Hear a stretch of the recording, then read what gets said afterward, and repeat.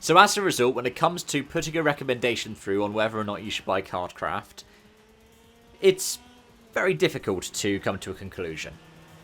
Because it's built to be expanded upon, but the expansions aren't necessarily there. If you want to race against other people, you're going to have to find a league. There probably are some communities there in the world that do stuff in Cardcraft, and so you'll be able to try that out.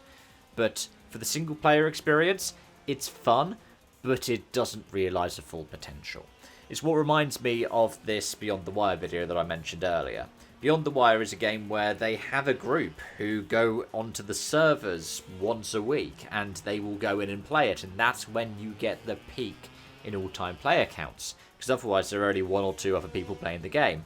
Cardcraft has more. I think I've seen a dozen or so at the 24-hour peaks in recent weeks and months. Now that is because the game has been on sale, but at the same time, if you can find a community that works around it, then the online stuff is good. Aside from that, it is worth picking up in a sale. I wouldn't say pay the full price for it, because at the same time as wanting to reward a developer who put in 15 years to making it from the early concepts of Kart Sim to the final release of Cardcraft under the Motorsport Games banner,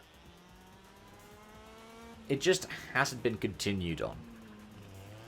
And with Motorsport Games now focusing on the Le Mans Ultimate stuff that is still ongoing and adding the occasional bit into R Factor 2, you probably won't expect any major updates for Cardcraft, especially since the studio was closed down by Motorsport Games in 2023. So, by all means, if you want to have probably the best karting experience in sim racing, pick it up.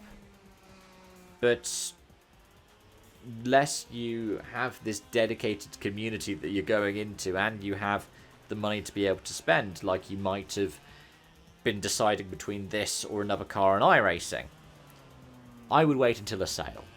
Because then you can get it for a handful of quid, and if you get it for a fiver, it's definitely worth it. You'll probably get a dozen or so hours out of it, maybe spread over time, and maybe you'll be like, oh yes, I remember owning that game. There's a league in it, I might give that a go. That is where it sits for me.